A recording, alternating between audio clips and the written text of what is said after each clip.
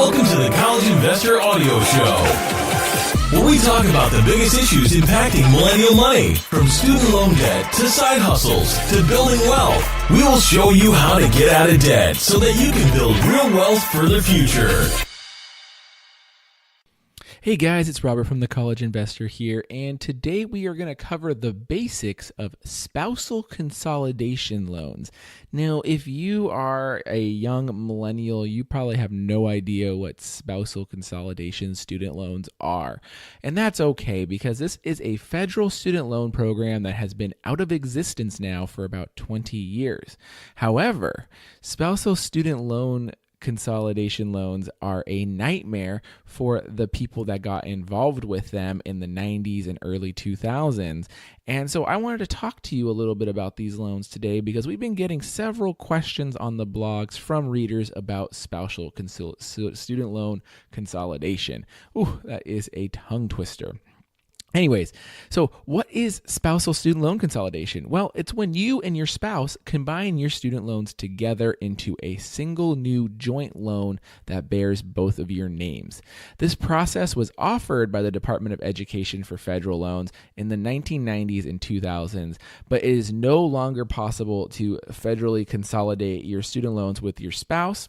But a lot of people did so when the program was available, and they are dealing with the consequences for better or for worse. However, there are still private lenders out there that will consolidate a married couple's loans through a procedure that would be technically considered student loan refinancing, which is different than consolidation. The two loans would be paid off, and a single new private loan would be in both you and your spouse's names.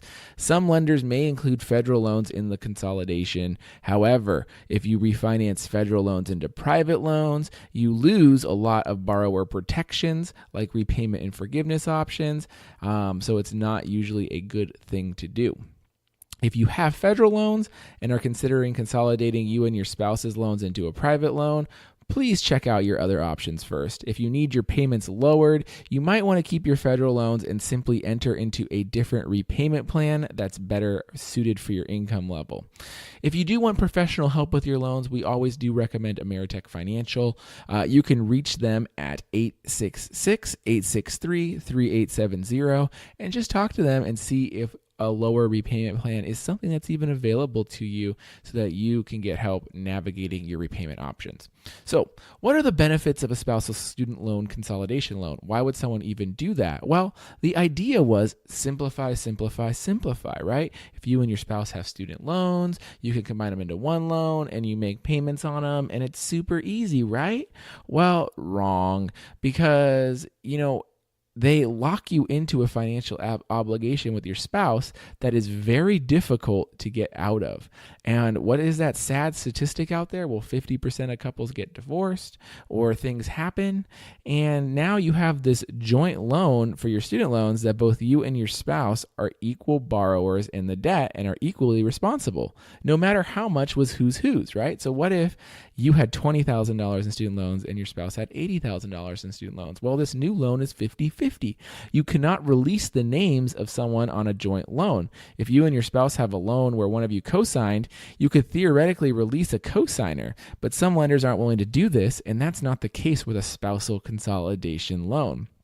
So the big drawback, right, of these loans is that it's the unpredictable nature of your financial situation and your relationship.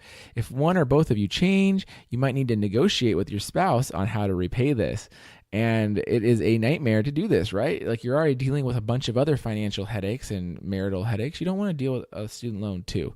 Well, that's the situation that people got into with these loans, and it is tough. So if you're listening to this right now, you might think the point is moot because you're already in this mess and you want to split it. Or maybe you want to take advantage of a student loan forgiveness program, but you can't get access to it because you have this spousal consolidation loan. Or maybe you're getting divorced and the prospect of sharing this debt with your ex for years to come is very unpleasant. And these are the examples that we've heard from readers this year, and that's why I wanted to create this article and this audio show about spousal consolidation loans.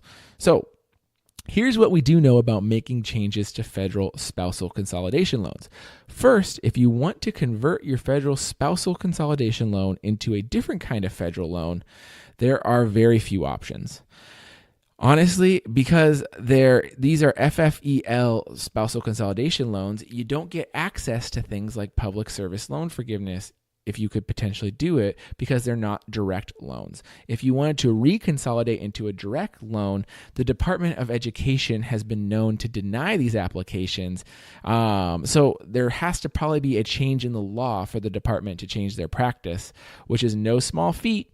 And especially given our current our current leaders in this country, it's probably not going to happen.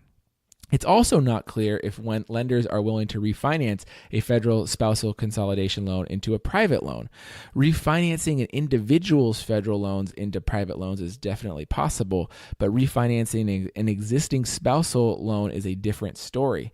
If a lender is willing to do this, you and your spouse's individual income and credit histories will likely be the determining factors in your abilities to each individually get a new private loan to pay off the spousal consolidation loan.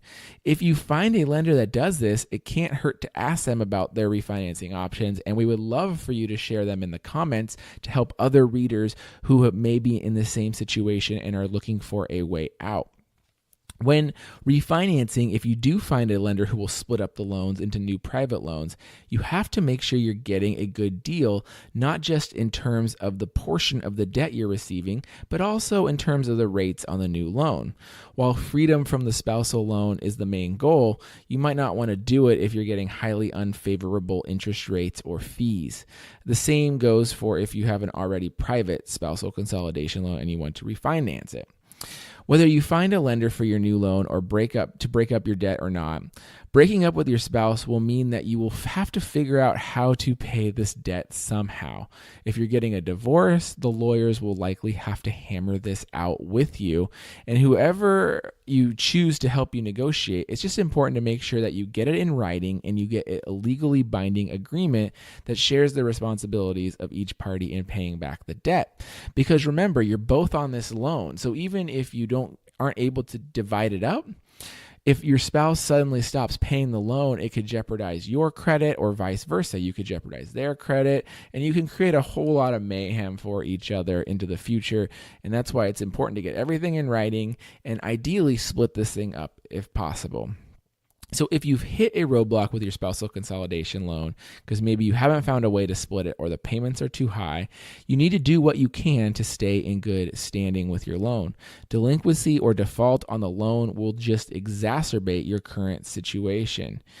If you have a federal spousal loan, you may be able to enter into an income-driven repayment program based on both partners' income and family size and potentially get your monthly payments reduced. This could be especially helpful if you or your partner or ex-partner's incomes are low. If you want help with figuring out the best repayment plan for you, I strongly suggest you give Ameritech Financial a call. They're pros at this kind of thing, and yes, you will pay them a fee, but with that fee, you get all the paperwork taken care of for you. You get some counseling around what's the best course of action, and just a bunch of things that can help you in your situation. So I suggest you give them a call at 866-863-3870. Once again, that's 866-863-3870, and see if they can help you with your student loan situation. You might be surprised. A spousal consolidation loan is pretty rare these days, but they're out there, and these guys have had experience dealing with them. So hopefully you found this interesting. Hopefully you're not in the situation of dealing with a spousal student loan consolidation loan. But if you are and you want more information, you can check out more on the blog. This is thecollegeinvestor.com/episode 34. It's /episode 34, and you can get all the links, get a summary of everything we talked about. And please leave a comment if you've dealt with this, if you're currently dealing with this, or if you have some advice to help others. We would love to know what we can do, and share that in the comments on the blog post.